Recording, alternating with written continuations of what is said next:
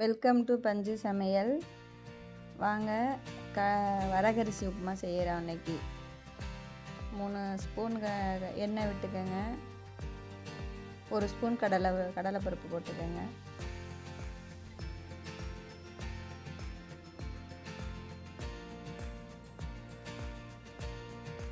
கால் spoon கடுகு, 1 spoon உளுந்து.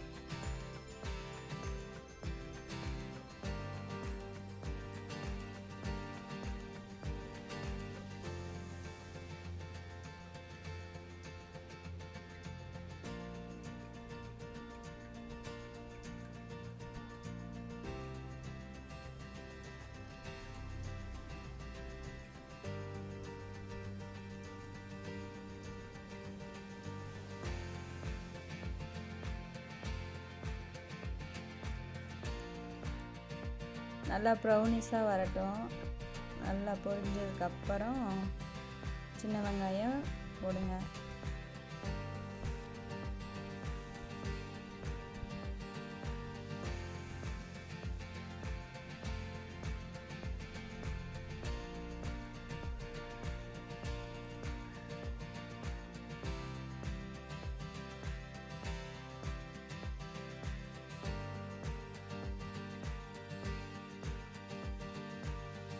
கருவேப்பிலை போடுங்க. பச்சை மிளகாய், கருவேப்பிலையும் பச்சை மிளகாயும் போடுங்க. சின்ன வெங்காயம் போட்டுக்கோங்க. ஒரு கைப்பிடி அளவு சின்ன வெங்காயம் போட்டுக்கோங்க. சின்னதாக இஞ்சி துண்டு, ஒரு துண்டு நல்லா பொடிசாக கட் பண்ணி போட்டுக்கோங்க. நல்லா வதக்கி விடுங்க. நல்லா வதக்குங்க. பச்சை வாசனை இல்லாமல் நல்லா வதக்குங்க.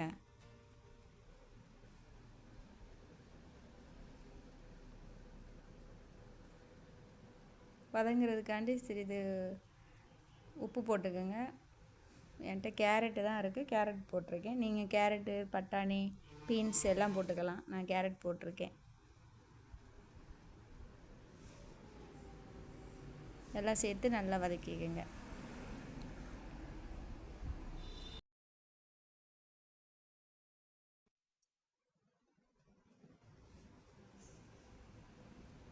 நான் இந்த கப்புனால் 3/4 கப்பு வரகரிசி எடுத்து வச்சுருக்கேங்க. எடுத்து நல்லா கழுவி அரை மணி நேரம் ஊற வச்சுருக்கேன்.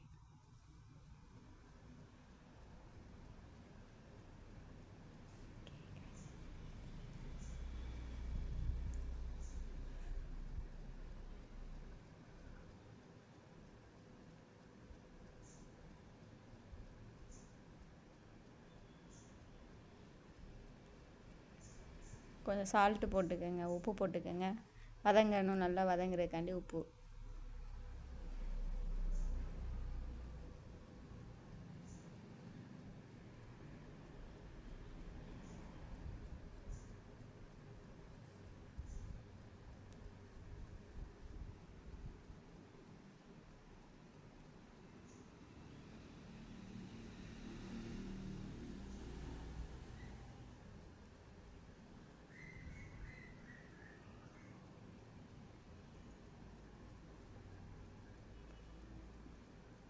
நல்லா கிண்டி நல்லா கிளறி விட்டுக்கோங்க. நல்லா கிளறினதுக்கப்புறம் அரிசி எடுத்து போட்டுக்கோங்க. அரிசி எடுத்து போட்டு நல்லா ஒரு கிளறுங்க. நல்லா அரிசியோட அந்த காயெல்லாம் நல்லா சேர்த்து நல்லா கிண்டுங்க.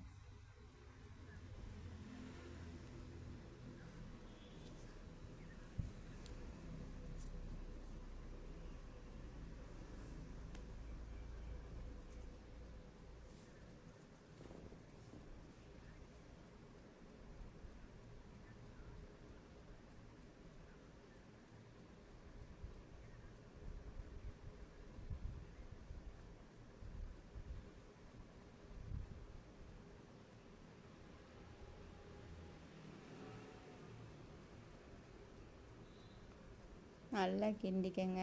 கிண்டினதுக்கப்புறம் நான் 3/4 கப்பு அரிசி எடுத்துருக்கேன். 2 கப்பு தண்ணி ஊற்றுங்க.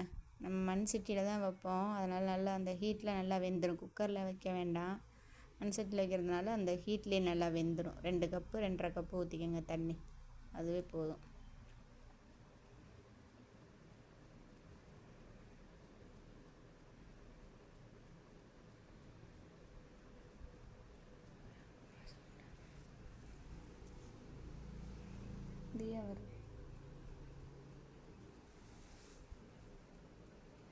மூடி எடுத்து அப்பப்போ கிளறி விடுங்க. தூரில் அடி பிடிச்சிரும், அதனால் மூடி எடுத்துட்டு அப்பப்போ கிளறி நல்லா விடுங்க.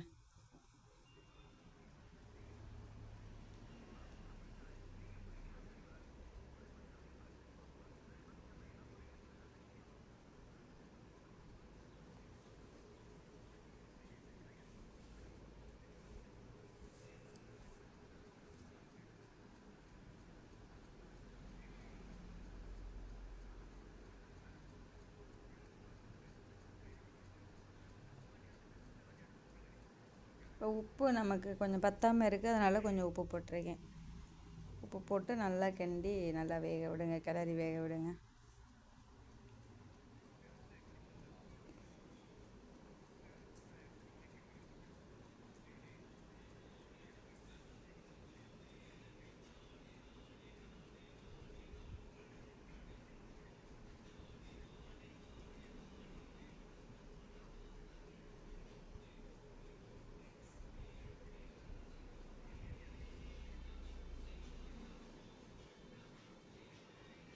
டேஸ்ட்டுக்காண்டி கொஞ்சம் நெய் விடுங்க.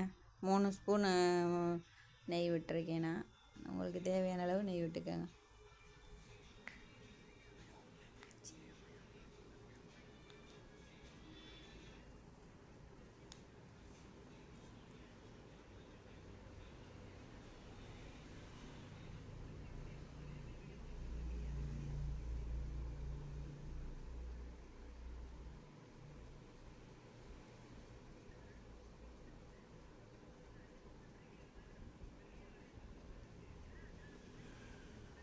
அவ்வளோதான், நல்லா வெந்துருச்சு. ரெண்டாக கொத்தமல்லி தழை நறுக்கி தூவி விடுங்க.